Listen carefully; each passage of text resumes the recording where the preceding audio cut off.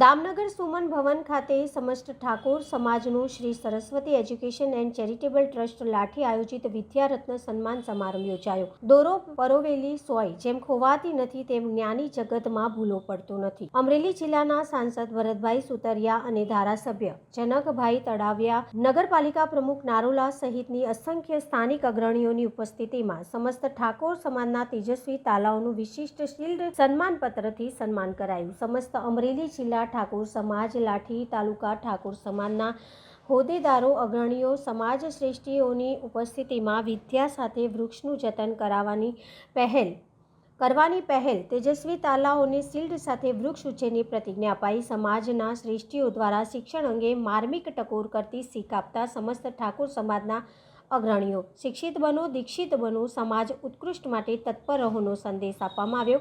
અન્નદાનથી પણ ચડિયાતું વિદ્યાદાન છે। અન્ન ક્ષણિક તૃપ્ત કરેલ છે, વિદ્યા જીવન તૃપ્ત કરે છે। માનનીય વક્તવ્ય આપતા અસંખ્ય અગ્રણીઓએ વિદ્યાર્થીઓને પ્રોત્સાહિત કર્યા હતા।